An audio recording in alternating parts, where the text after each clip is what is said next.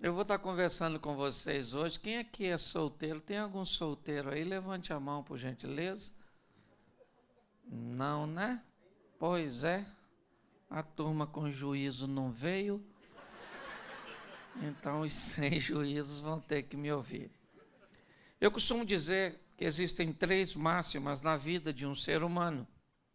E a primeira delas é onde eu vou passar a minha eternidade. Não tem nada mais importante do que isso.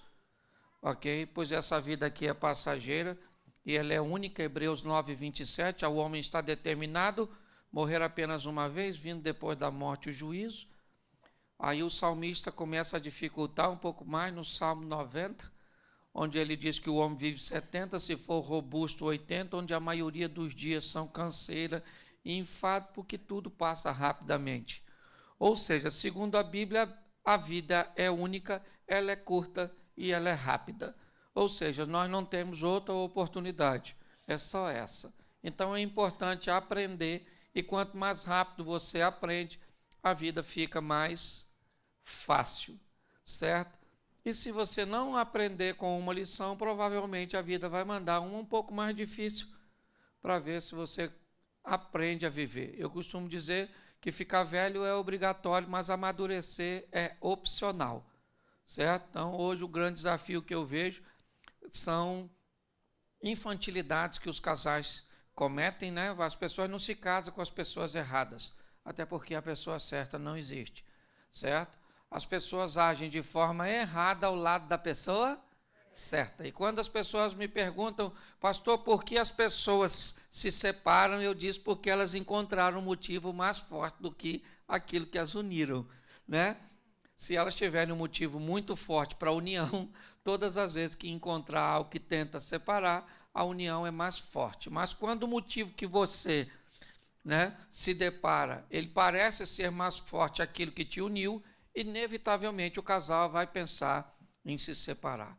Só para deixar uma informação aqui a respeito de divórcio, e eu quero ser bem bíblico no que diz respeito a isso, certo? Eu tenho muitas ressalvas quanto ao divórcio. Aliás, não é nem divórcio, é segundo casamento. Porque se uma pessoa é atropelada, dificilmente ela vai querer ser atropelada de novo. Se a pessoa infarta, ela não vai querer infartar de novo, porque foi ruim. Mas se ela se casa, se separa, ela costuma querer casar de novo. Então eu fico meio confuso, né? E pior, às vezes, nem toma providência para corrigir aquilo que causou o divórcio passado. Porque se você for atropelado, quando você for passar a atravessar a rua agora, eu tenho certeza que você vai olhar, vai falar com a pessoa, não atravessa que não. Vamos ali na faixa, porque eu já fui atropelado. Aí o semáforo fechou, ela fala, é melhor esperar primeiro para ver se alguém para, é ou não é? Ou seja, você vai ter uma série de cuidados para que não aconteça novamente. Então, quando o assunto é novo casamento, muito cuidado. Eu não acredito que Deus tem, né, para pessoas o propósito de que elas sejam infelizes o resto da vida. Eu só acho que quando o assunto é divórcio, tem casos que tem gente que tem que divorciar. Sim ou não? Sim ou não? Só que quem sabe se o motivo é legítimo é só quem divorciou e Deus. Certo? Então, muito cuidado se você pensa em divorciar, ou se você divorciou, porque se você tem um motivo sério, Deus não precisa de testemunha. Ele estava lá, a hora que você chegar lá para prestar conta, ele vai falar, isso mesmo, tinha que ter largado, era ruim, entendi a senhora. Mas se a senhora largou por um motivo bobo, vai chegar lá, ele vai falar, eu estava lá. E a senhora veio aqui só para ver Jesus, Jesus vai fazer assim. Assim, vai falar para a senhora, aqui não, desce as escadas, o chifrudo está lá para perturbar a senhora, ok? Então, escute bem. Casamento é coisa séria, certo? E se as pessoas andam procurando motivos para saber por que o divórcio está chegando, com certeza, como eu disse no início, é porque a união foi feita de uma maneira insólida, ok? Então é só nós olharmos isso. Marido não é para ser inimigo de mulher. A Bíblia está lá no Gênesis dizendo que, porém, inimizade entre você e seu marido.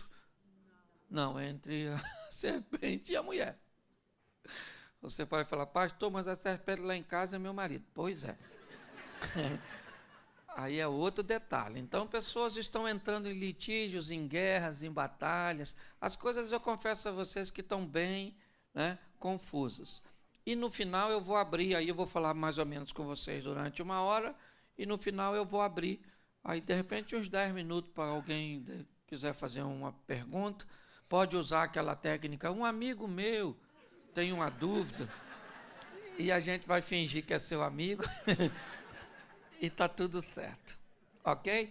Eu quero conversar com vocês hoje sobre casamento e matrimônio, 2 palavras que têm uma conotação muito próxima de sinônimos. Mas eu quero falar sobre 2 fases do relacionamento. Quando eu falar de casamento, eu vou estar falando da primeira fase, do primeiro momento. Todas as vezes que eu falar casamento, nós vamos encontrar um pouco de imaturidade, um pouco de impulsos, às vezes extremamente descontrolados, expectativas que a pessoa faça o que sequer, ela nunca prometeu que faria, mas você esperou que ela fizesse, certo? E ela não fez e você ficou muito chateado, porque ela não fez o que ela nunca disse que faria. E, aliás, nem sabia que você queria isso. Ok? E todas as vezes que eu usar a palavra matrimônio, eu vou falar de uma fase mais profunda deste relacionamento. Eu preciso usar 3 textos com você, só para que vocês entendam isso. Primeiro é Oséias 6, 3. No livro de Oséias, capítulo 6, verso 3, nos diz assim: então conheçamos e prossigamos em conhecer. Só até aí. Ezequiel, capítulo de número 47. Ezequiel 47.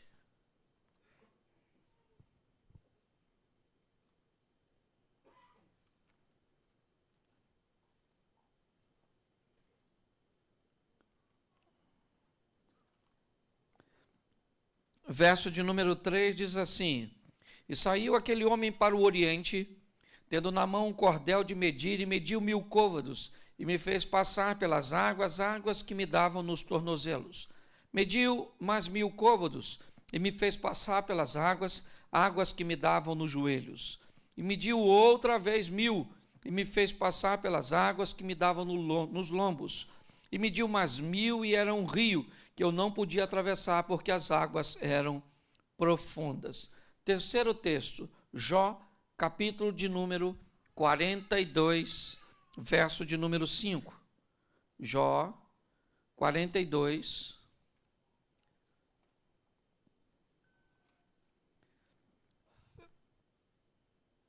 verso de número 5 diz assim: com o ouvir dos meus ouvidos ouvi, mas agora te veem os meus olhos. Você pode fechar os seus olhos por um momento? Senhor nosso Deus e Pai, queremos continuar te ouvindo. Fala conosco, usa-me como um canal de bênção nesta hora. Fala conosco muito mais do que queremos ouvir, mas fala conosco o que precisamos ouvir. Tira-nos do conforto da mesmice, pois aqui o que está em jogo é o futuro do nosso casamento, da nossa família, do nosso lar, um projeto que nasceu no teu coração. Eu declaro que todos aqui são casados para sempre, para a honra e glória do teu nome, em nome de Jesus. Amém. Glória a Deus. Amém? Eu queria que você observasse algo que aproxima esses 3 textos. O primeiro, ele diz: conhecei e prossegui em conhecer. O segundo diz que havia águas no tornozelo, no joelho, nos lombos. E se você pega o terceiro texto, ele diz: no início eu apenas te ouvia, mas agora eu fui para um outro estágio. Todos os 3 textos falam de uma evolução de relacionamento.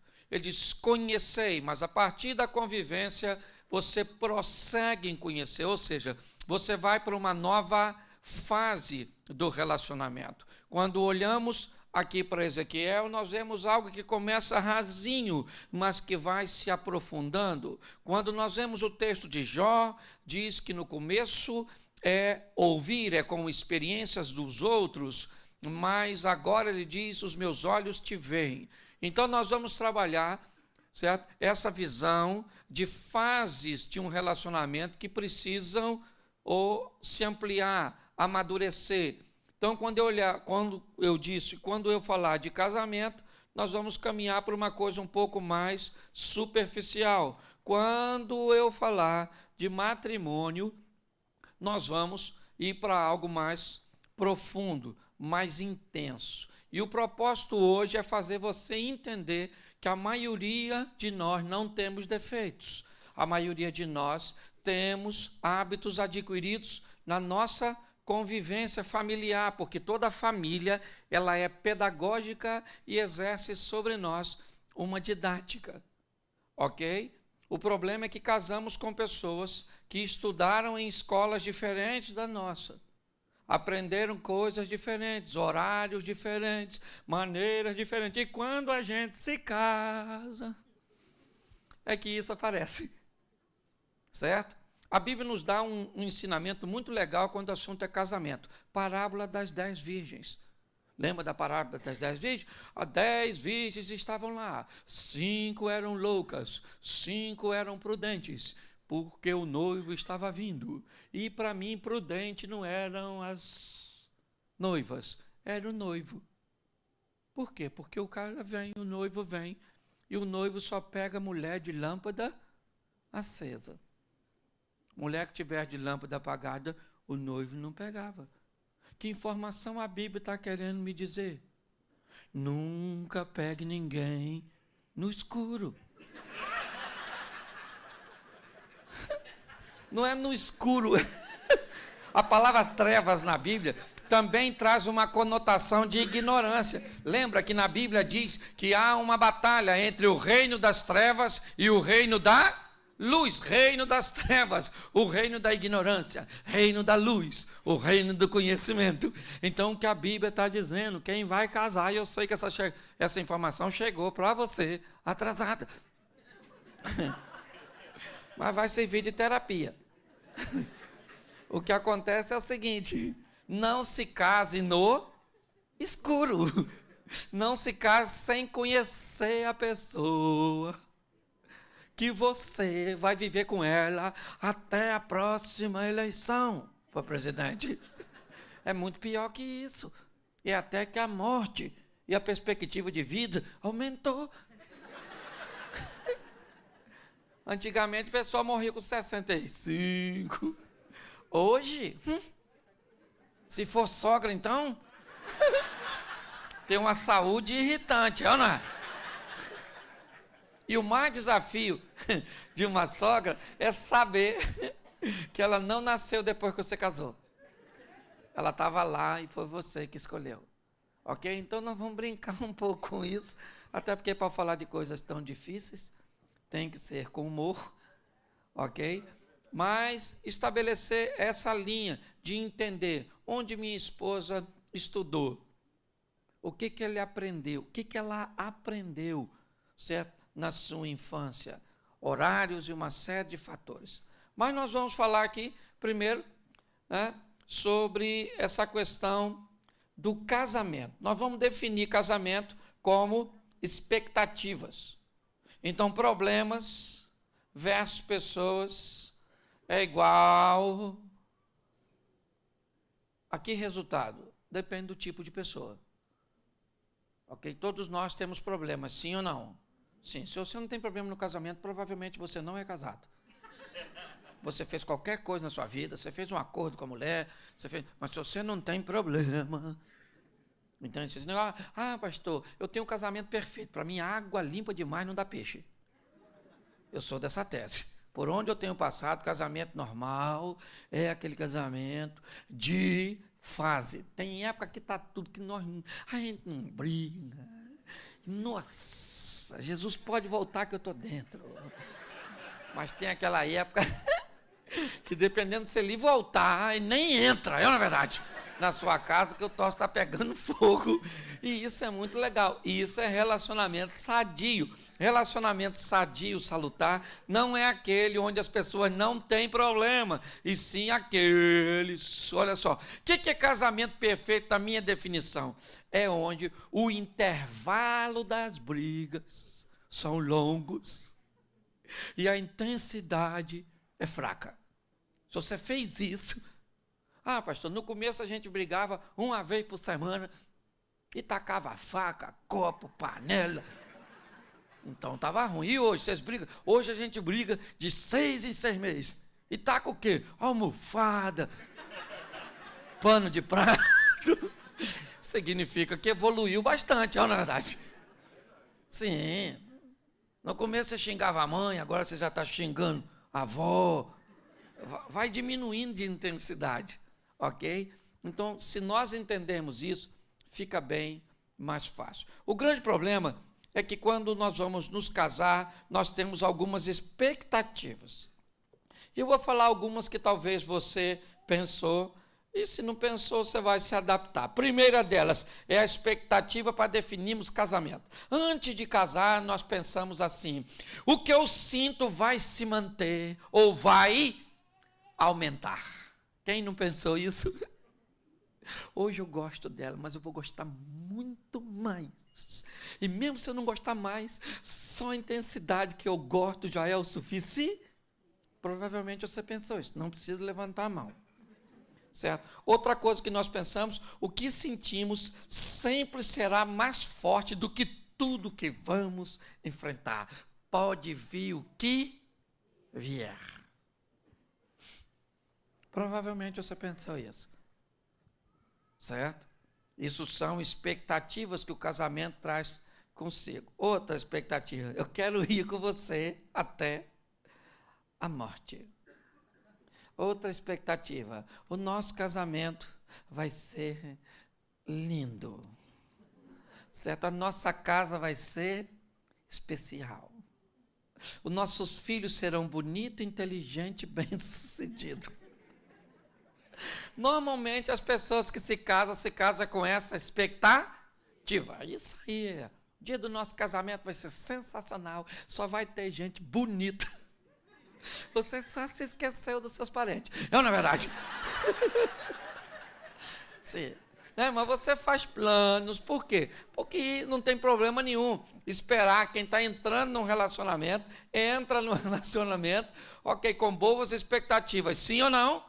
O problema é que toda expectativa não correspondida tem tendência a gerar algum nível de frustração, enquanto você se depara com resultado negativo, mediante aquilo que você esperava, isso pode trazer sérios problemas para você, certo?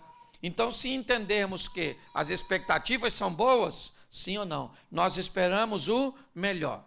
É lógico que algumas pessoas, como eu disse no início, se uniram por motivação muito superficial. Então, às vezes, elas nem precisam de muitos problemas. Por exemplo, eu me casei para conseguir uma cidadania. Eu acho um motivo muito superficial para se deparar com os grandes problemas que o relacionamento. Eu me casei para fugir de casa, que eu não estava aguentando o meu pai. Pois é, saiu da mão do bandido, foi para do carcereiro. Só trocou de penitenciária. Não é? Sim.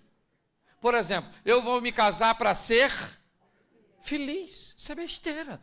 Quem se casa para ser feliz, normalmente não vai ser. Porque casamento não é para ninguém ser feliz.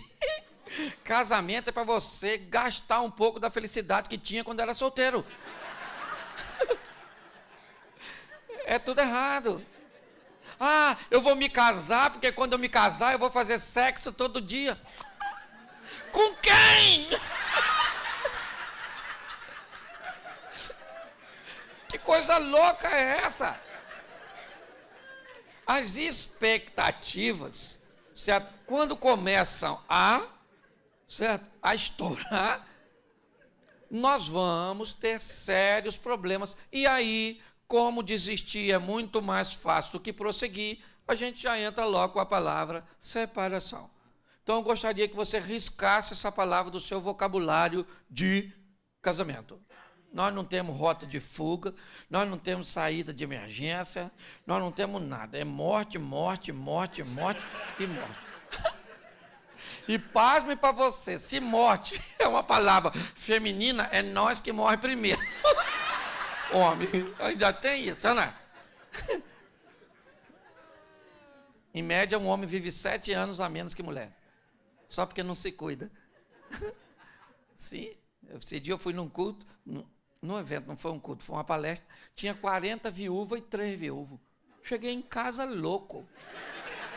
Falei para minha mulher, aqui tu morre primeiro. Certo? Então, o que acontece? Se nós entendermos essa dinâmica, ok? E tratarmos isso da maneira certa, eu acho que tudo vai ficar bem mais fácil. Esperamos tudo isso. E quando isso não se realizou? Vamos falar um pouco de escolas, né? Eu vou falar isso amanhã ou sexta-feira, eu vou estar falando sobre isso durante 2 horas nessa conferência que eu vim fazer. Mas vamos falar um pouco de escola.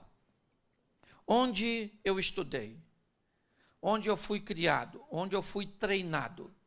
O que eu aprendi sobre fidelidade, sobre companheirismo, sobre romantismo, sobre gestão financeira. O que eu sei sobre sexo. O que eu sei sobre paternidade. O que eu sei sobre colocar uma pessoa acima de todas as outras aqui nessa terra. O que eu aprendi sobre isso? Estudando em lugares diferentes, certo?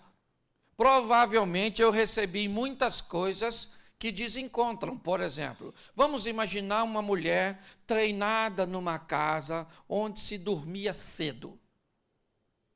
Imaginar. 8 horas da noite, o pessoal está jantando, certo?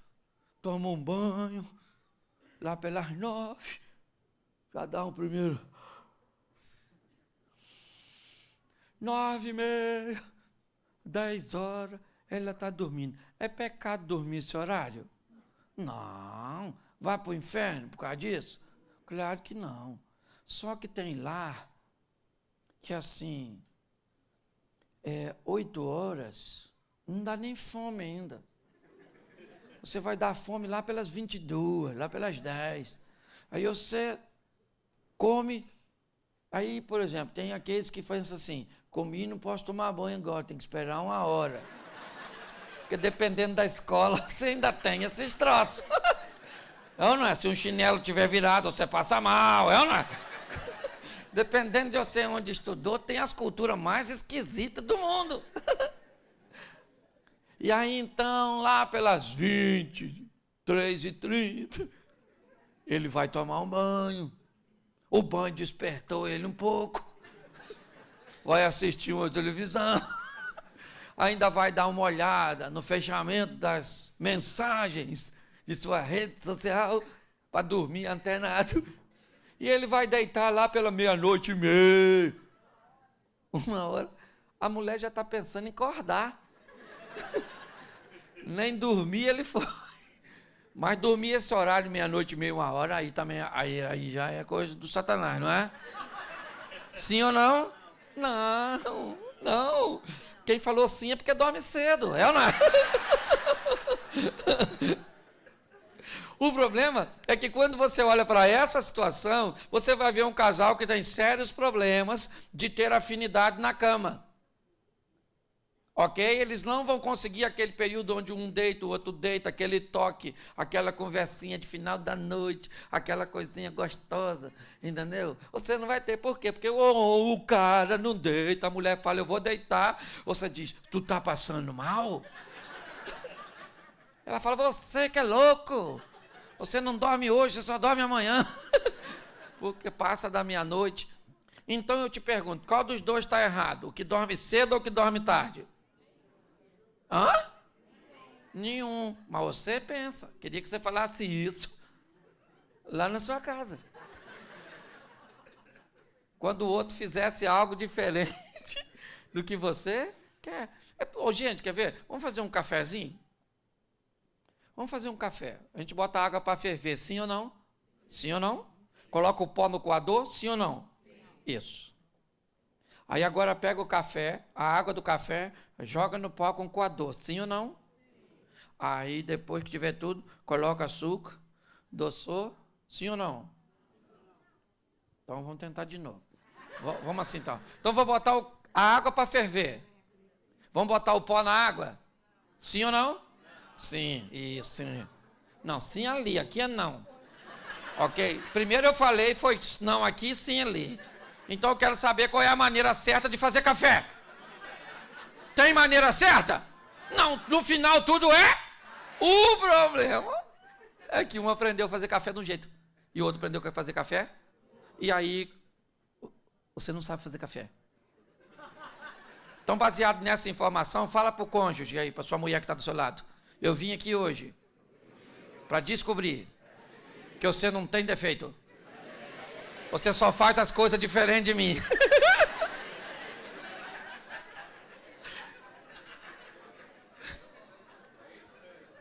A grande verdade é essa. É como eu disse no começo, você não está casado com a pessoa errada, você está agindo de forma errada ao lado da pessoa certa.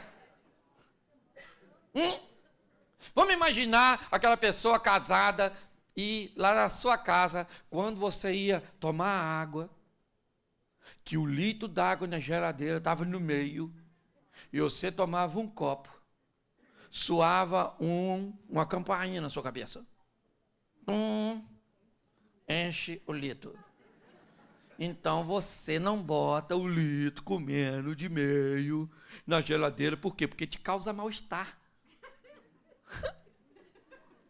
Aí você casa com uma pessoa que ela vai tomar e deixa um dedo. Ela não deixa vazio, senão dói a consciência, entendeu? Mas com um dedo não dói.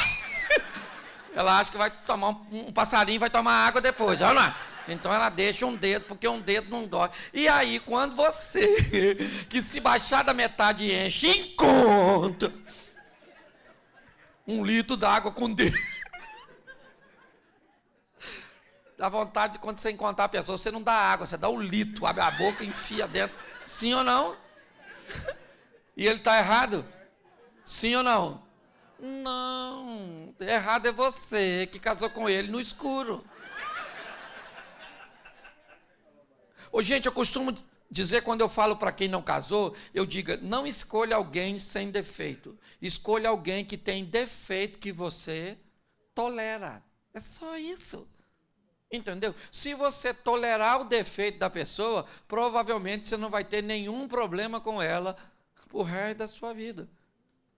Mas se você não tolerar, quando eu olho as pessoas com esses hábitos diferentes, com essas maneiras, estudando e tendo que lidar depois com a cultura tão diferente, por exemplo, ele cresceu com as dívidas sendo pagas atrasado. Ligava para lá, cobrava, o caminhão da companhia elétrica entrava na rua, meu Deus do céu, vai cortar a luz lá de casa, aquela coisa toda. Sempre foi nessa tensão. Ele cresceu assim, isso para ele é a coisa mais normal. Ela, o pai dela, sempre pagava tudo adiantado. Então, se for cortar a luz na casa dela, ela morre de vergonha. Ele vai conversando com quem vai cortar aí mesmo, vai. Não corta não, te dou um dinheiro para você não cortar. Eu não. Para ele, gente, aquilo era perfeitamente natural. Certo? Então, quando eu vejo as pessoas, elas vêm de escolas totalmente diferentes, quando se encontra e começa a achar que é defeito. Eu brinco com família aglutinada, família dispersiva. Você já deve ter ouvido. A turma, aquelas famílias que eles vivem tudo junto. Os parentes tudo amontoado. Vai para uma casa de praia, 50 pessoas, numa casa de 2 quartos. dorme tudo junto, enxuga com a mesma toalha, sabão com o mesmo sabonete, não é verdade? Penteia com a mesma escova, come no mesmo prato. Vai comprar um carro, vai 10 camaradas junto para a concessionária, junto com ele, entra tudo, mexe no banco, quer saber o... Sim, domingo tá tudo um na casa do outro, as mulheres emprestam bolsa, sapato, maquiagem, vestido, eles vivem naquele furdunço, tudo junto, e são totalmente felizes, vivendo naquele aglomerado. Certo ou errado? Isso, os aglutinados. Mas tem os dispersivos. Dispersivo? Dispersivo, se for para uma casa de praia, ele quer uma suíte para ele. De preferência com uma geladeira lá dentro, chave na porta. Ele tem 2 sabonetes, um para lavar as partes de cima, outro as partes de baixo.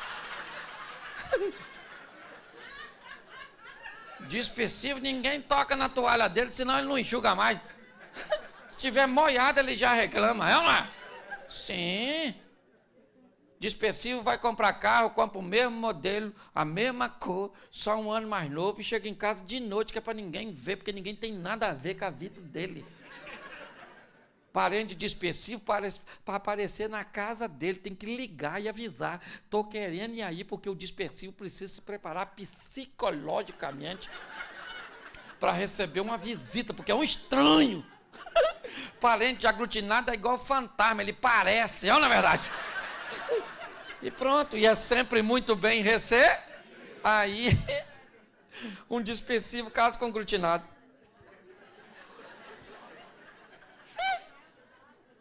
O parente do dispersivo chega na casa dele sem avisar. Olha o dispersivo falando com o marido. O que está fazendo aí? É minha mãe. Dana-se que é sua mãe. Tinha que avisar. Manda esse povo embora. Entra dentro do quarto, se tranca e o outro tem que ficar mentindo. Está passando mal, está passando mal. Nada, é simplesmente um dispersivo. Casamento de dispersivo com aglutinado. Dispersivo. Ô, gente, 300 pessoas no casamento. 20 é convidado dispersivo. 280 do aglutinado. Dispersivo vai casar e diz assim, olha, eu vou me casar tal dia, não sei se eu vou fazer nada, não. Entendeu? Mas eu vou me casar, estou só avisando. E acabou. Aglutinado? Menino, vou casar, viu? Pode ir, tem convite não. Ó, muita comida. E leva o presente. Você pode estar rindo de você, ou da sua comida. Por isso que quando vai casar, eu falo para quem vai casar, nunca more muito perto dos parentes, nem muito longe. Muito perto eles vão todo dia. E muito longe eles vão para passar muitos dias. É ou não é? Então o problema é praticamente o mesmo. Então não tem problema se casar, desde que saiba o que está fazendo. Aglutinado e dispersivo. É assim. Entendeu? Por exemplo, imagine 2 famílias, as famílias do aglutinado saindo para jantar com a do dispersivo. Ah, gente. O dispersivo entra no restaurante, pega a cadeira e puxa. E senta. O aglutinado diz assim, sentar aqui, tá? O dispersivo já... O dispersivo vai chamar o garçom. Ele está vindo já. O aglutinado. Ô moço! Nós estamos com fome aqui, ó.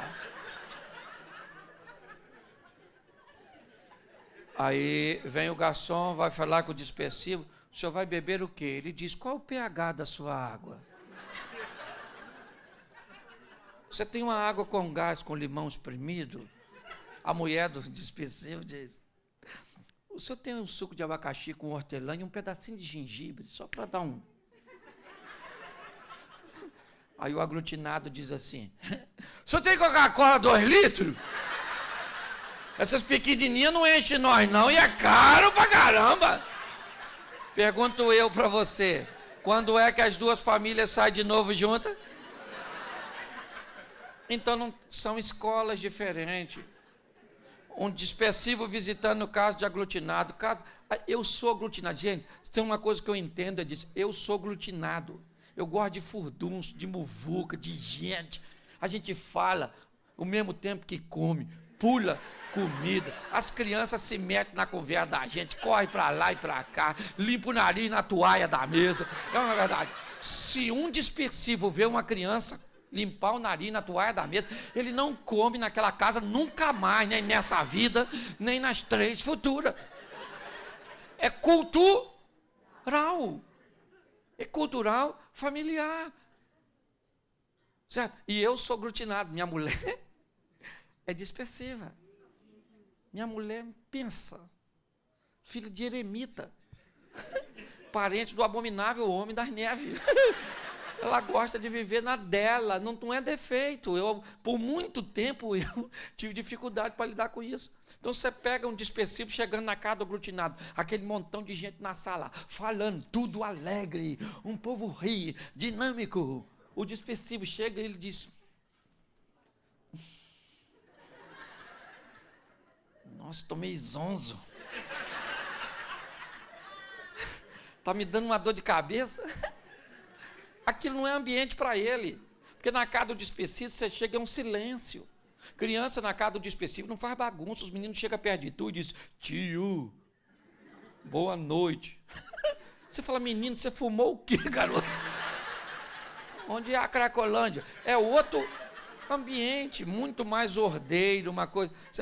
Uma mulher grávida na casa de um dispersivo, conversando com um grupo, e ela quer amamentar, ela diz o quê?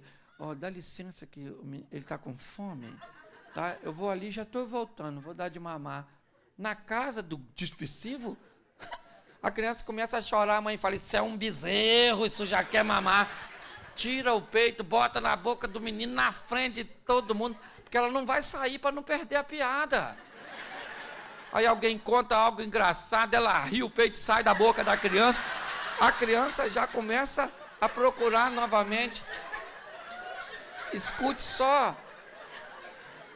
Então, o que eu quero que você entenda, pode sorrir à vontade, eu só quero que você crie uma adaptação, para que você entenda que muitas vezes os parentes de seu cônjuge têm hábitos que são tóxicos para você. Ok? Mas não é defeito, é o jeito, sua família. Não é a sua família, é a nossa família, porque você não casou. Eles vêm no pacote. Você consegue entender? Então, a primeira coisa que eu vejo, as pessoas se deparam com essa crise, sabe, cultural. É horário, são hábitos, são os hábitos da família. Então, começa a entrar em choque essas questões. Quando você começa a lidar com isso, uma coisa que vai te ajudar muito a equacionar esses tipos de problema é a comunicação, ok? Porque tem uma frase muito legal, né, que diz assim: é conversando que a gente se desentende. Isso aí mesmo, certo? Porque se tem um troço difícil é conversar com o cônjuge. Você deve saber disso. Manter uma linha de comunicação com o cônjuge é dificílima. A gente sabe conversar bem com os outros. Mas com a mulher, quando você fala um troço que a mulher não entende, mas dá uma raiva. Certo? E aí, quando você mostra para ela o que você entendeu, ela fica com raiva de tudo, porque não era nada daquilo que ela queria dizer. Por quê? Primeiro, porque é homem e mulher. Homem e mulher, o mundo feminino. Gente, o mundo feminino, homens. Aqui é todo mundo casado, então eu sei que os caras gostam de mulher. Porque hoje está difícil, eu estou falando sério. Se a senhora tem um homem que quer pegar a senhora sempre, levante a mão para o céu, porque esse homem está banido. Os caras estão afim de jogar videogame, e a senhora vai ficar com o joystick da senhora parado. Eu estou falando sério, não reclama. Só ela não sabe o que está vindo por aí, não é? Não. Olha só, se nós buscarmos entender essas dinâmicas, certo? Nós vamos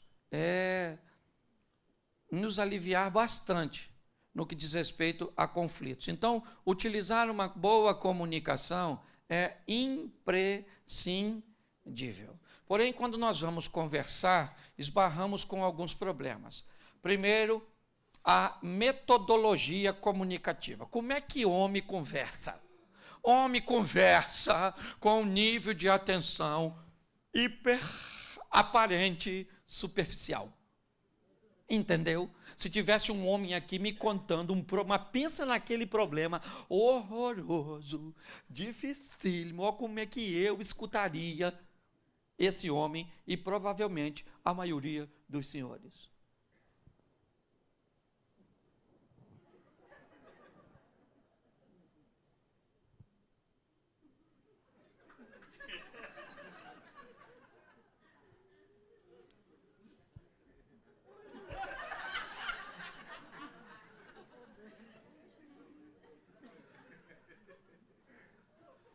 E o camarada entenderia que eu estou escutando ele. Conversa assim com a mulher para te falar um probleminha desse tamanhozinho assim. Porque deixa eu te falar, olha para a mulher conversando. Quando uma mulher conversa com a outra, primeiro, a outra não olha para outro lugar que não seja ela. Entendeu? E se ela falar assim, vou te contar algo sério, a outra já pensa, eu preciso ouvir esse babado. E quando a outra vai falando, ela vai demonstrando expressões e sons que emitem a conotação de atenção. E o homem? O homem não emite nada. A mulher, fala menina, fala. Fala logo. E a outra fala, meu Deus,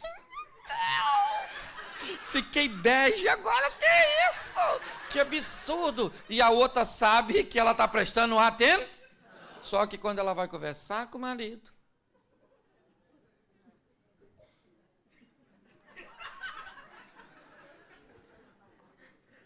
olha para mim, eu estou falando contigo. E ele diz, querido, eu escuto com o ouvido, pode falar que eu estou escutando. Vai falando aqui que eu vou arrumando minha gaveta. Ela falou, você é louco, como é que eu vou conversar com alguém que se consegue olhar na minha direita?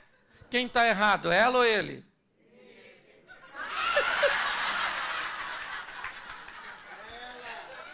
Não tem ninguém errado, gente. Nós só vamos ter que aprender a lidar com o momento do diálogo. Ninguém está errado. É a cultura que é diferente. Entende? Vamos lá. Vocabulário também é outra desgraça. Você quer ver? Seu marido chegou em casa, cansado, semblante fechado, comportamento evasivo. E a senhora diz para ele assim, o que foi? Ele diz, nada, não foi nada, não. Vou tomar um banho, comer alguma coisa, assistir uma televisão e depois vou dormir. E o que aconteceu com ele? Nada. Porque nada na boca de um homem é nada. O que ele vai fazer? Tomar um banho, comer alguma coisa, ficar mudando de canal a televisão. O que ele quer ver? Nada. Ele não quer ver nada. Porque hoje ele está por conta do nada, acabou. É nada, nada, nada. E nada para ele é o quê? Aí ele casa com uma mulher. Encontrou com ela depois de um dia exaustivo. Ela está por aqui, de cara feia. Ele encontra com ela e diz assim, o que houve? Ela diz o quê? O que ele faz? Vai tomar um banho, comer alguma coisa e vai dormir. Porque no mundo dele nada é o quê? E no mundo dela nada é o quê?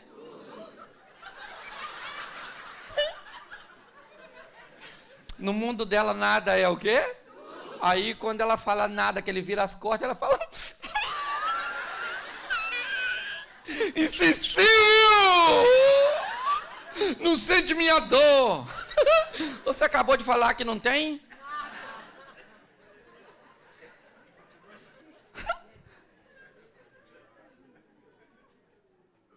Quando nós começamos a entender isso, então você chegou em casa, querido, primeiro, chegou em casa, a mulher está de cara feia, faz o que diz a Bíblia, fugir da aparência do mal. Vai embora, irmão. Mas vai lá, vai arrumar confusão. Eu vejo as pessoas se atrapalhando no diálogo de coisas extremamente simples. Você quer ver? Eu separei algumas coisas aqui, só para simular. Sei que normalmente isso não acontece com você, mas olha que diálogo maneiro. Ela diz assim, você não é carinhoso. Ele diz assim, eu trabalho pra caramba. Ele diz assim, você não quer fazer sexo. Ela diz, eu lavo, passo e cuido das crianças. Isso é comunicação de doido. Um está reclamando de uma coisa, o outro está falando da outra. O que é isso? Isso é gente que tem dificuldade de olhar para as suas deficiências e tenta acobertá-las com suas virtudes. Você consegue entender? Quando alguém reclama de alguma coisa, ele não está dizendo que você não faz outra. Ele está dizendo que você não faz, você não é carinhoso. Mas eu trabalho, menino, o assunto aqui não é trabalho, é carinho. Ah, mas eu trabalho, então manda o Ricardo para cá. Se você não é capaz de trabalhar e fazer carinho na sua mulher, contrata o Ricardão que ele faz. Porque um homem tem que trabalhar e fazer carinho. A mulher tem que cuidar das crianças, tem que fazer as coisas e ainda tem que... O cara vai pegar quem se não for a senhora? Ô, gente, são coisas básicas. Gente, um homem para ser feliz... Tem mulher aqui, levanta a mão. Isso. Um homem para ser feliz, querido, só precisa de duas coisas. Comida e sexo. É barriga cheia, saco vazio. Eu estou falando para adulto, ok? Não estou aqui falando pornografia, não, ok? Por favor. Eu estou usando um linguajar claro, não estou aqui para vulgarizar nada, não. Mas o que um homem quer? Isso. E olha como as mulheres são más. Ela briga com o marido, quais são as duas coisas que ela para de fazer primeiro? Quer comer, vai lá e esquenta. E nesse corpinho, nada. Agora, em contrapartida, homens, uma mulher precisa de 3 coisas para ser feliz. 3. Primeiro, mulher precisa de amigo. Mulher precisa de amigo. Ela precisa desabafar, falar, ser ouvida, assistida, sentida. Entendeu? Então você tem que ser o amigo da sua mulher para cantar para ela. Como vai você? Eu preciso saber da sua vida. E deixa ela falar, olha no olho dela. Entendeu? Gesticula. Isso é um homem bom. Segunda coisa que a mulher precisa, um amante, o cara da cama. O cara que vai passar o cerol fininho. Você também tem que ser esse cara. Pegar a dona, falar, dona, não. Isso. E terceiro, a mulher precisa de um sacerdote. Ela tem que ver o homem orando na sua casa, ungindo o travesseiro dos seus filhos.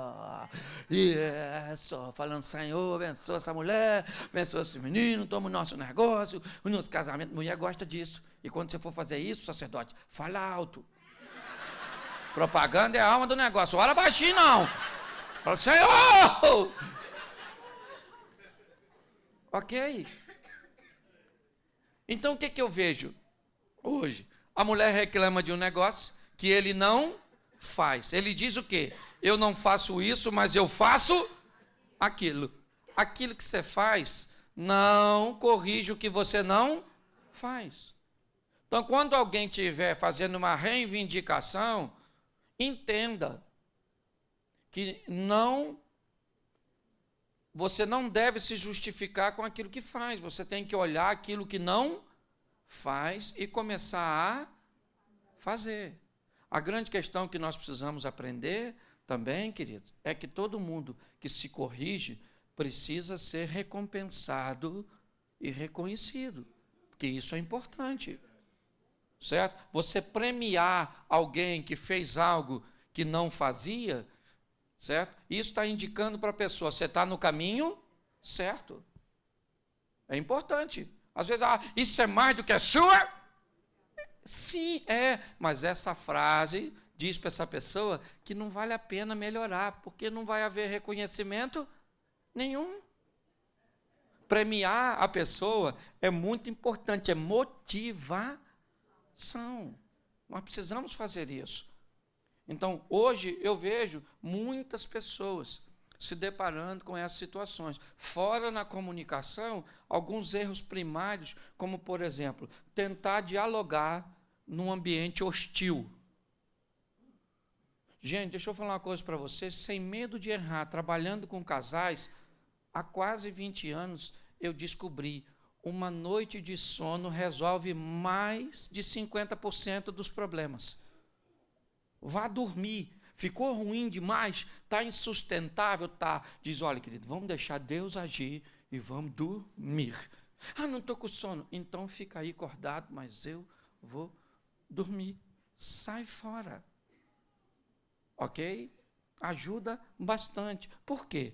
Quando você está nervoso, você respira menos. Seu cérebro recebe menos oxigênio. Então começa a não ter mais coordenação entre o que você está pensando e o que você está...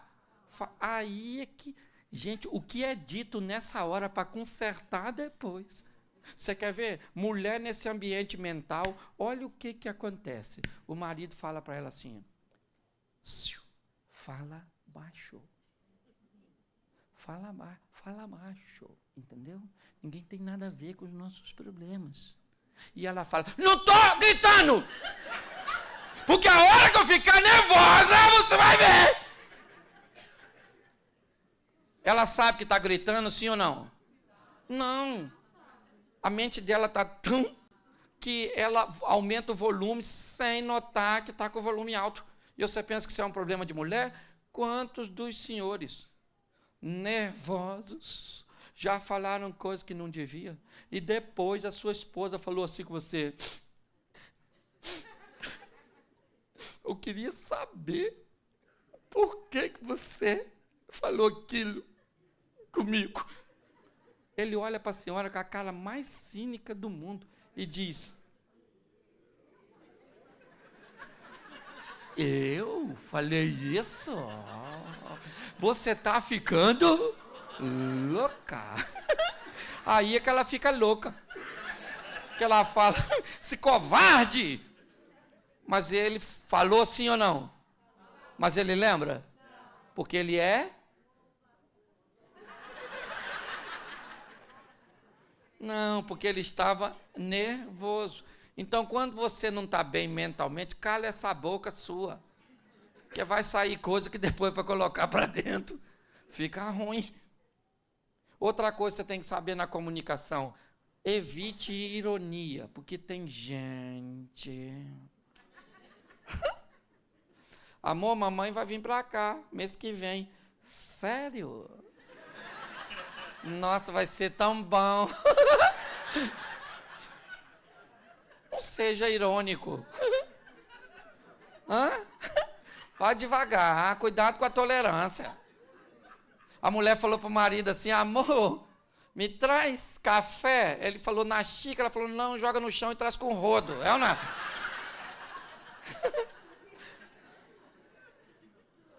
Escute só. Evite ser irônico. Outra coisa. Isso aqui também é coisa que tem muita gente que vive. No auge da discussão, um fala para o outro assim, para acabar com a discussão, você está certo. Não. Você está certo, errado aqui. Só eu. Quando a pessoa fala assim com você, dá vontade de você fazer o quê com ela? Fala comigo. Dá um sentimento no você assim de Fred Krueger com Jason. Com Jack, o estripador. Porque isso não leva diálogo a lugar nenhum. Nós vamos falar sobre o quê? É o primeiro ponto. Nós somos capazes de falarmos sozinhos? Eu treino casais há muito tempo e ainda tem assuntos que eu não consigo falar com minha mulher sem a presença do mediador. Eu preciso de alguém para mediar. Entendeu? Já são coisas bem complexas. Mas eu ainda preciso. Porque na frente dos outros, esse dia eu vi uma mulher brigando com o marido que eu fiquei impressionado. A mulher falando assim com o marido, e eu olhando de longe. Aí alguém chamou ela aqui. Ela fez assim, ó. Oi.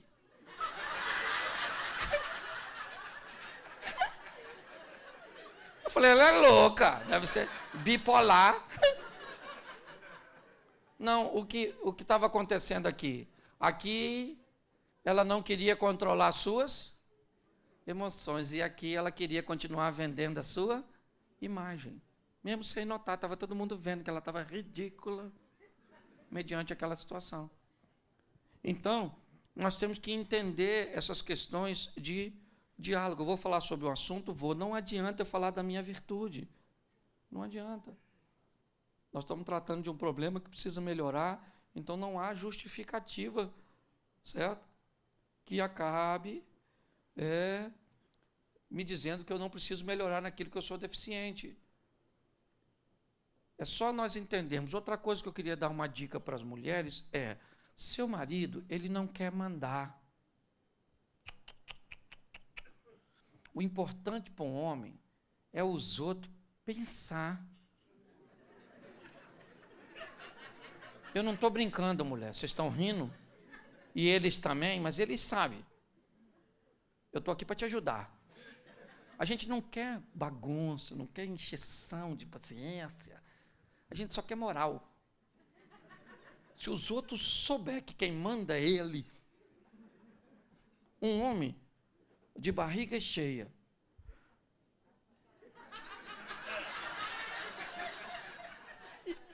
e que os amigos dele pensam que ele manda, menina, isso aí você é mas é em última instância. E mulher sabe o que é porque você não sai para comprar um vestido, você sai para comprar?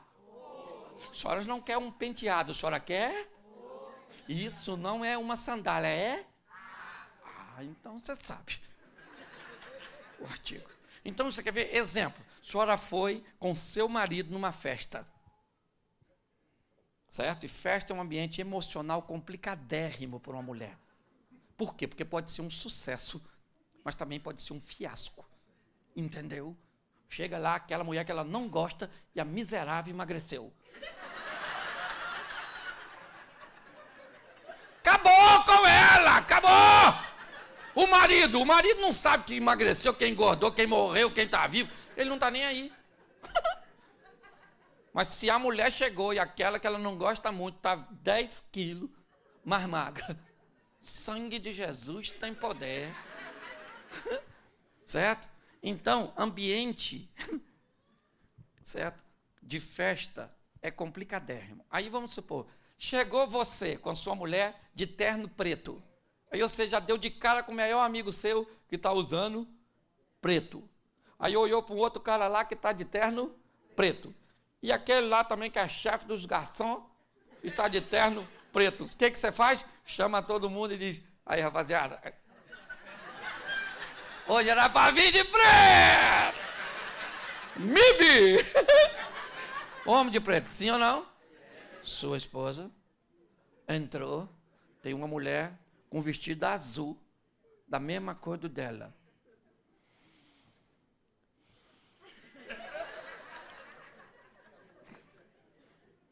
Vamos embora agora. Eu nem entro nessa festa. Deixa eu te explicar. Imaginemos, só para me construir um ambiente mental. Você acabou de chegar, se enturmou com seus amigos, está falando do futebol, da política, a conversa está maravilhosa e a senhora acabou de ver algo que a desagradou. A senhora quer ir embora imediatamente. O que a senhora faz? Já faz aquela cara de, vem cá, vamos embora agora. Os amigos dele ficam olhando, por que você chamou de cara feia? Os caras olham. Olha lá, está chamando a atenção dele, está chamando a atenção. Ó. A minha fez isso comigo na outra vez. Olha lá, tudo a mesma coisa, vai fazendo a gente passar vergonha. Ele vai embora com a senhora, sim ou não?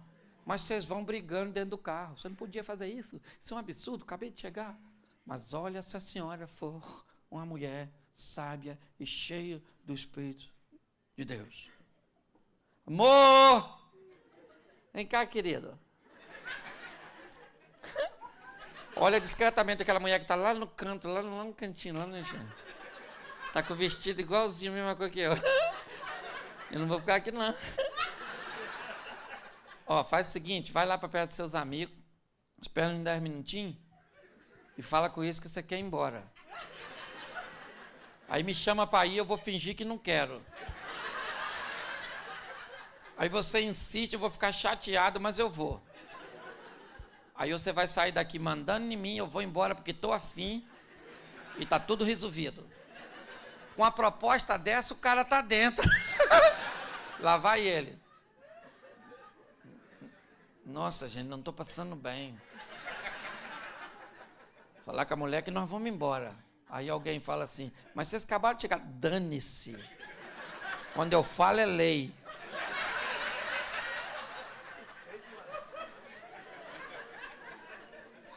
Aí ele olha para ela e falou, amor, eu vou embora. Mas já, agora. Aí ela fala, então tá, vamos embora, querido. Até mais. Os dois vão embora no carro, sim ou não? Fazendo o quê? Eles bem pensam que quem manda é você, né? Ou seja, coisas podem ser resolvidas de maneira diferente. Eu estou só brincando, mas com coisas que, se forem vistas de uma forma correta, quem é casado há muito tempo sabe o que é um matrimônio, sabe que a única maneira de sobrevivermos às intempéries dos relacionamentos é os transformarmos em comédia. Não tem outro jeito. Certo? Por quê? Porque quando você olhar e dizer assim, o que eu sentia diminuiu ou sumiu. Ó, eu entrei no casamento achando que o que eu sentia iria se consolidar ou iria aumentar. Agora, eu descobri que diminuiu e, em alguns casos, parece até que sumiu. Tem muita gente que lida e vai para o divórcio. Eu não sinto mais. Acabou. Opa, peraí. Isso é o quê? É uma expectativa que você tinha dele se manter ou aumentar e você não se preparou para ele diminuir. Quem está no casamento fala de divórcio. Quem está no matrimônio procura uma maneira de buscar novamente, de reaver. E entende que isso é uma oscilação perfeitamente comum no relacionamento a dois. Como eu disse no começo, tem épocas que nós estamos mais solícitos, mais amigáveis, mais tranquilos, mais tolerantes. Mas tem épocas que isso não acontece. E quando isso acontece num ambiente onde as pessoas só são casadas, a primeira conversa que tem é divórcio. Agora, quando alguém está no matrimônio, eu já passei por isso inúmeras vezes, situações extremamente desagradáveis, certo? Mas eu entendia que aquilo era um período, ele ia passar. E passava e novamente a gente vivia um período legal, gostoso, amigável, sexualmente mais próximos, mais afinados. Mas novamente nós acabávamos vivenciando um novo ciclo de dificuldade lá na frente, na perda de algumas coisas, na mudança hormonal. Por exemplo, minha mulher agora está entrando na fase da menopausa. É outra vibe, irmão. É outra. Tem um negócio de um calor. Esse dia eu estava em casa, meu irmão, 17 graus, estava o ar. Do nada a coberta sumiu. Eu no Rio de Janeiro pensei logo assalto. Olhei para a mulher, ela falou, meu filho, que calor é esse? Eu olhei, estava 17. Falei, o Satanás deve estar deitado do outro lado dela para estar tão quente assim. O que é? Apenas uma questão hormonal. Não, ondas de calor. Se abate sobre a dona. Então, muita coisa que eu sentia por minha mulher, de vez em quando eu procuro e não encontro naquele momento. Mas é só esperar.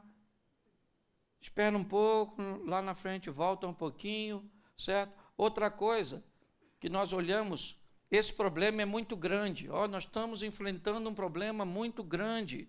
Pois é, querido, o problema pode ser maior que você e maior que sua esposa, mas não é maior que seu Deus. Entendeu? Tem coisas que eu não posso resolver, tem coisas que minha mulher não pode resolver. Mas o que eu não posso resolver, o que minha mulher não pode resolver, certo? Eu coloco nas mãos de Deus. Então tem problemas, como eu disse lá, com você eu sou capaz de enfrentar tudo. Eu descobri no matrimônio que com minha mulher eu não sou capaz de enfrentar tudo, mas com meu Deus eu sou capaz de enfrentar tudo. Sim, e entender essas variáveis do casamento. Outra coisa, frase que eu escuto, meu casamento é uma droga. Se o seu casamento é uma droga, você é um viciado. Gente, dinâmica de casamento, no início, tem muito a ver com química. Sim ou não? Sim, mas depois tem muito a ver com criatividade. Nós temos que... E homem, hein? Homem. Depende muito de nós, homens. Vou botar essa responsabilidade em nós. Porque mulher, normalmente, elas vão, só se ela for muito ruim mesmo. Mas, normalmente, quando o cara ele cria um ambiente gostoso, um negócio, criatividade, a mulher reclama muito disso. Pastor, isso tem nada na cabeça, não. Não faz nada de novo comigo. Aí eu pergunto, mas o que você quer? Ela falou, eu não sei, eu quero novo, legal.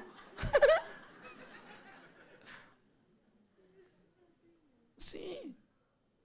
Como é que nós vamos resolver nossos conflitos, nossas dinâmicas? Certo? Então, se nós entendermos algumas outras coisas importantíssimas, também pode ajudar. Quem tem filho aqui, levante a mão. Pois é, deixa eu te falar uma coisa. Nós fomos treinados em cavernas. E treinados em cavernas, nos transformamos em guerreiros. Como guerreiros, construímos palácios. E nos palácios estamos cuidando de nossos príncipes. E esse é o problema dessa geração de filhos. Primeiro, porque a grande parte dele são hóspedes na nossa casa. Hóspede. Eles não fazem nada. Come, bebe, dorme. E se tu pedir para fazer alguma coisa, ainda fica indignado pelo valor da mensalidade que paga para estar lá. Quem aqui sofreu bastante no início da vida, levante a mão. Levanta aí, só a turma que sofreu um pouquinho. Pois é. Quem aqui não gostaria que seu filho nem neto sofresse nada, levante a mão. Pois é, claro, está errado isso. Eu queria que você lembrasse que um pouco do que você é resultado de alguns dos seus sofrimentos. Carne na nossa casa era que dia? Que dia? Domingo. E a CUT? Se tomasse mais de um, morria, lembra? A gente tinha essa ameaça em casa.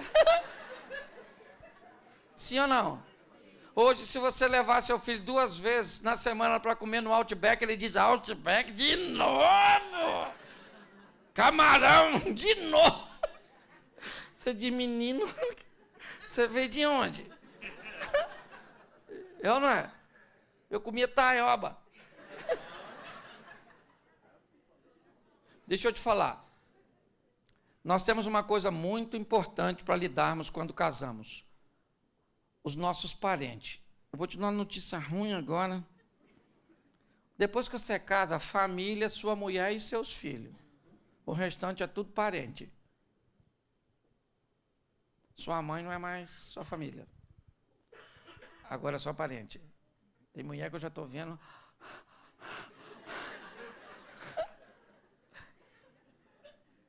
E outra coisa, se você é casado, sua mulher é mais importante que seu filho. A árvore é sempre mais importante do que o fruto. Se o seu filho morrer, você faz outro filho nessa mulher. Mas se essa mulher morrer, não faz mais filho.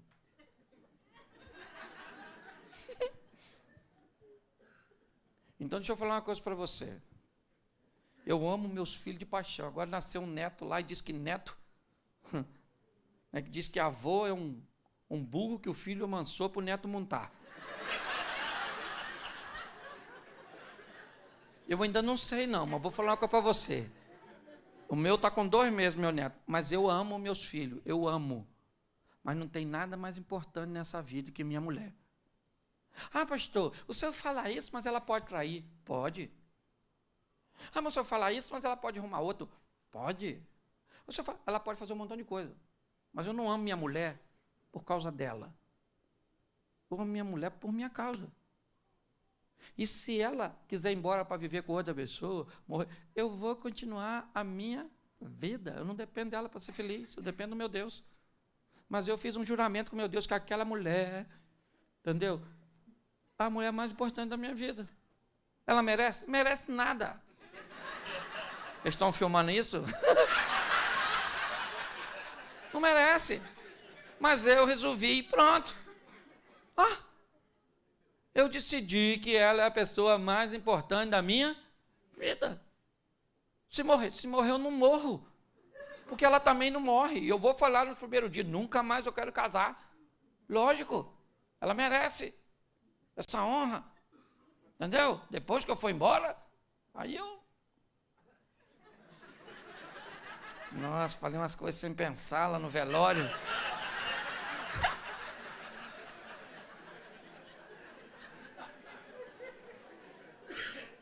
Deixa eu te falar, tá assim, ó. De camarada que casou e a mãe ainda governa ele. Ah, cortar esse cordão umbilical, rapaz. Ah, mas é minha mãe. Sim, mas põe a sua mãe no devido lugar de honra. Mamãe, eu honro a senhora é linda, maravilhosa, mas ela ali que vira o meu zoinho. Então, entendeu? Cada um no seu quadrado. Colocar seus familiares no seu devido lugar. E outra coisa, filho também. Porque tem mãe que nasce criança e vira uns babões. Não, agora esse meu menino... E o marido? Marido que dane-se. É meu bebê. Menino, isso cresce rápido, esse monstro. É só passar o high school que eles vão embora.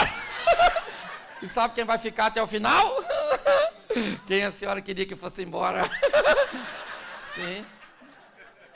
Sim. É. Então aprenda a valorizar seu marido. Não bota ele acima de filho, não. O filho é importante, sim ou não? Claro que é. Mas o marido é mais importante que o seu filho. Se eu perguntasse aqui hoje, quem é a mulher que gosta mais do marido do que do filho? E mandasse você levantar a mão. 1, 2, 3, 4. Aí, tá vendo só? Olha. E a metade das que levantou tá mentindo.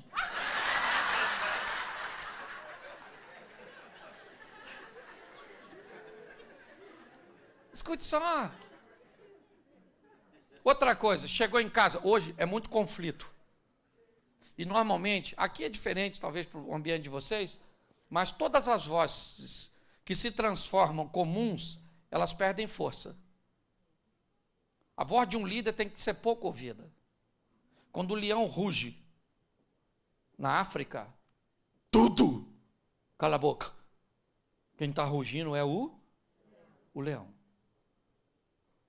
O que nós temos que entender, em casa muitas vezes a voz que é pronunciada mais vezes, normalmente ela perde força de autoridade. Por isso que a voz do homem, normalmente, tem mais força do que a da mulher. Por quê? Porque tem menos. Não, é porque a voz da mãe, o filho, às vezes, escuta o dia todo. Então, quando chega a voz, vai tomar banho! A mãe fala, já mandei 50 vezes. Mas uma vez que o cara mandou, é ou não é? A voz, é importante nós entendermos isso. E o filho tem uma psicologia, pensa. Eu acho que tem uma faculdade de psicologia na barriga. É um intensivo de 9 meses, um internato. Porque as crianças, eles são habilidosos demais. E outra coisa, eles começam a tentar colocar um contra o outro para ver se isso é possível. Pede um negócio à mãe, a mãe diz não. Ô pai, se a mãe falou não, pai, posso pegar uma maçã? Pode. Aí ele vai lá e pega. Menino, quem mandou você pegar a maçã? O pai. Ô querido, você mandou comer maçã? O almoço já está na mesa. Não mandei não. E a criança fica lá, otário. Sim, eles escutam tudo. Eles brincam igual o pessoal do FBI. Eles ficam brincando assim, escutando assim, ó. Depois sabe tudo que você falou. Presta atenção em tudo. Dizem que eles são mais espertos do que nós éramos. Nunca nessa vida. Ele só pode falar coisa que nós não podia. Por exemplo, quem aqui poderia olhar para o seu pai e falar assim, mentira isso. Você tinha o que nessa boca ao invés de dente? Uma prótese. Sim ou não? Isso. Outra coisa importante você tem que entender, adolescentes. Adolescente tem um vocabulário particular. Hoje eu não tenho como falar muito sobre isso com vocês, mas adolescente tem um vocabulário, assim, um pouco diferente. E uma das palavras do adolescente que eu acho que você precisa saber, somente essa aqui hoje, é a palavra depois. Depois na boca do adolescente é não vou, nunca, acabou. Vai tomar banho? Depois. Não toma. Vai botar o lixo para fora? Depois. Depois. Tudo para o adolescente porque ele está cansado. Ele é um hóspede na sua casa, não peça nada a ele. Ele se revolta. Então, se você conversar com ele no mesmo idioma, ele costuma querer mudar depois. Me dá um iPhone? Depois. Eu posso fazer isso depois. Mas depois é nunca. Pois é, querido, idioma nosso aqui em particular. É um dialeto entre eu e você. A hora que você descobrir que as coisas precisam ser feitas, certo? O problema é que nós ficamos muito tolerantes. Você tem que entender. E outra coisa, às vezes eu já vi casos, por exemplo, o pai está brigando com o filho, ou com a filha, por exemplo. Está brigando. E já quase vai para a violência. Aí a mãe chega. Não bate nele, não. Não fala com ele assim, não. Fui eu que gerei. O menino já se esconde atrás disso aí, mãe. Eu e a senhora, a gente arrebenta ele. É isso aí. O que você está dizendo para uma criança? Nós dois estamos contra ele. Então não faz isso, não. Chegou, o negócio está ruim, ou com ela ou com ele, você faz assim, ó. Acabou! Some daqui você agora. Vai para o seu quarto que seu pai está certo. Vai, cala essa boca!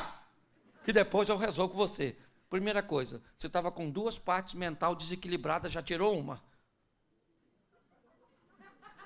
A maneira que você tirou uma, já aliviou o outro.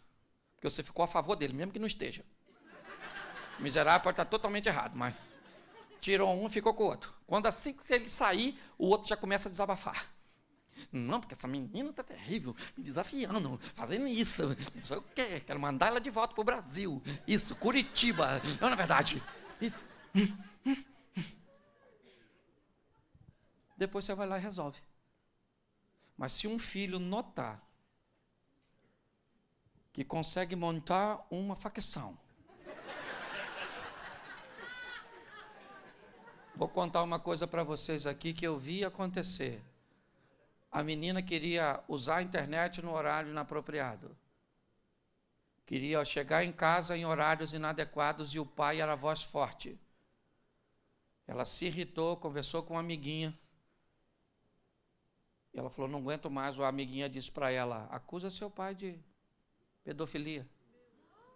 Diz que ele abusou de você. Ela fez, ele teve que ficar foragido. Nem sei qual foi o resultado final. Mas a irmã dela disse, meu pai nunca tocou na minha irmã. Ela queria liberdade e queria botar o papai para fora. Então, muito cuidado. Cuidado com essa turminha. Eles não estão de brincadeira, não. Certo? O negócio é feio. E para eu terminar, deixa eu tentar ajudar você um pouco, falando um pouquinho de sexualidade para você, porque hoje nós estamos aí com muita gente sofrendo com dificuldade na área sexual. Sexo é uma coisa muito legal, quem criou foi Deus. Deus criou para a gente fazer, e Deus fica muito chateado com quem faz sexo antes do casamento, mas também fica muito aborrecido com quem não faz depois. Ok? E nós homens, nós gostaríamos muito mais de fazer sexo do que fazemos. Mas só gostaríamos, porque não temos força para cumprir tudo aquilo que nós gostamos. Eu estou sendo claro para vocês, certo? Nosso brinquedo é de montar, o delas é de abrir. É na verdade. Então, nós temos uma desvantagem. Como eu disse, eu não estou aqui falando pornografia.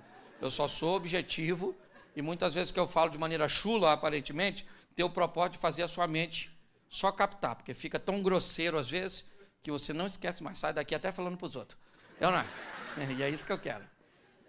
Ainda que vai falar mal de mim. Não tem problema não. Então o negócio é o seguinte. Homens, eles fazem sexo normalmente por motivo diferente de mulheres. Vocês devem viver aqui uma vida bem atarefada, certo? E aí isso deve dar um desencontro muito grande, porque o cara estressado, ele quer sexo. A mulher estressada, ela quer falar.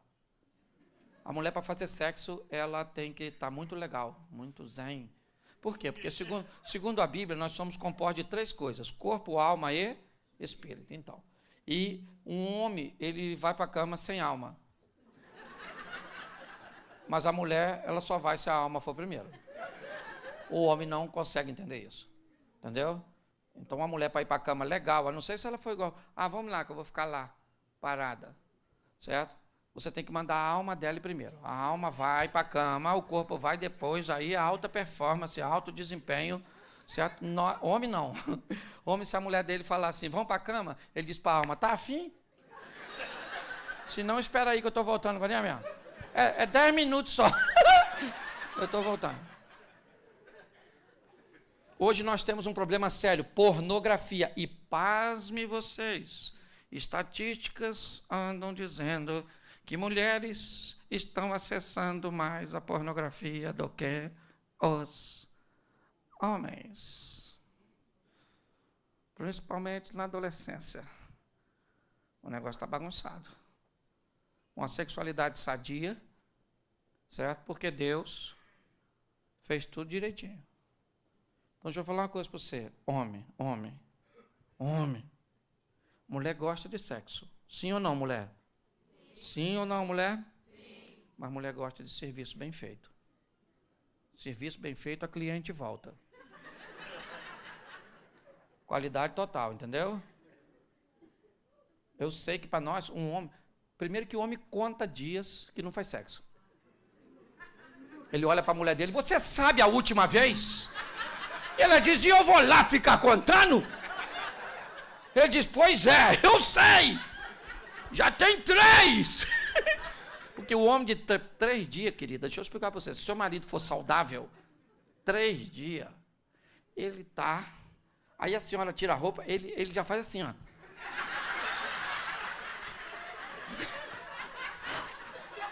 Aí a mulher fala assim, calma, cara, eu não vou sair daqui, não. Eu não vou fugir.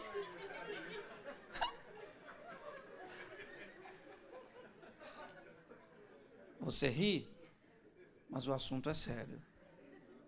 Muitas pessoas caminham para adultério e pior,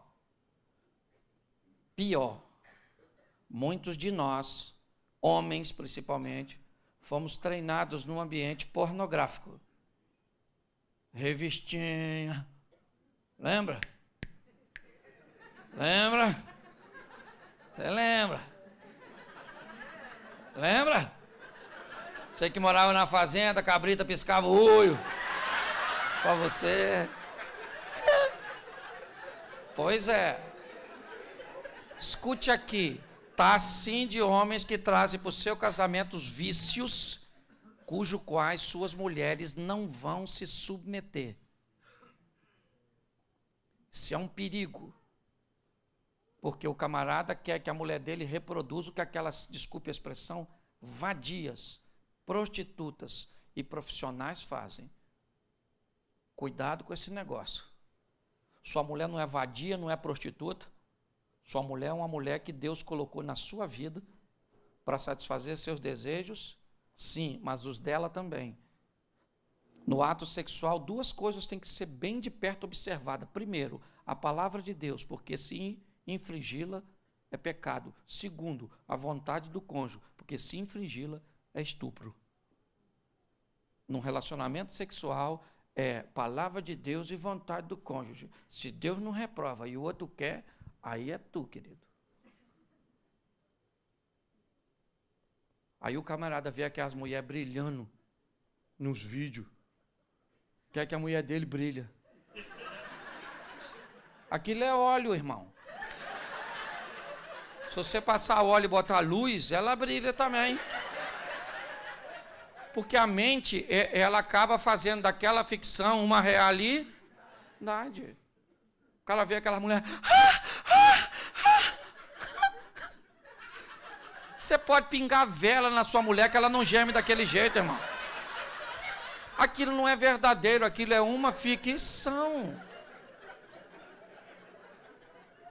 Ô, gente, o que eu ando vendo são pessoas desequilibradas. O cara certo, casado com a mulher certa, e o negócio dá errado. Eu olho. Eu já fui em palestras que encontrei com a pessoa depois. Sabe o que a mulher me falou? Pastor, meu marido parece que nem foi lá.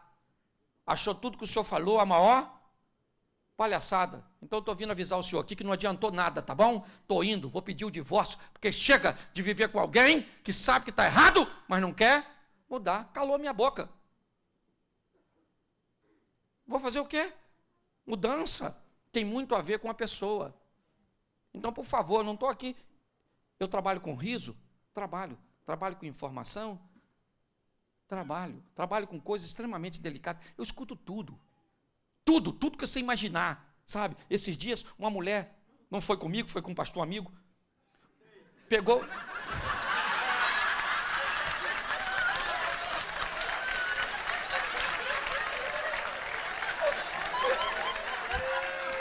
Provei do meu próprio veneno.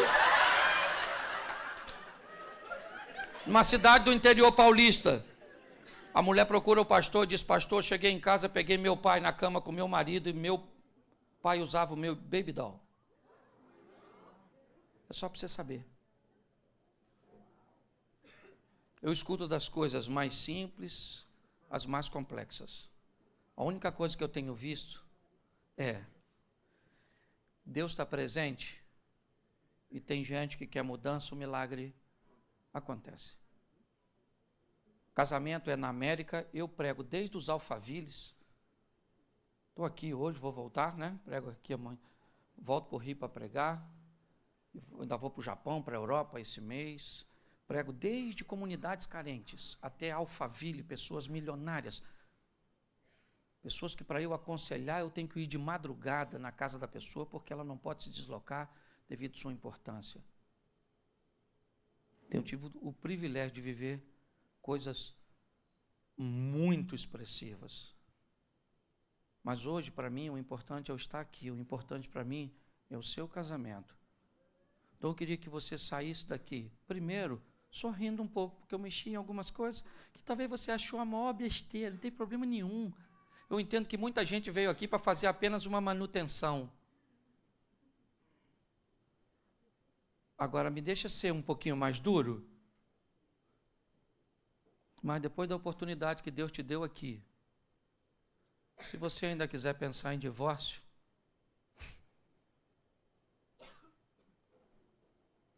o dia que for prestar conta, lembra dessa palestra aí, da oportunidade que Deus te deu aqui nessa igreja. Porque todo aquele que invocar o nome do Senhor será salvo.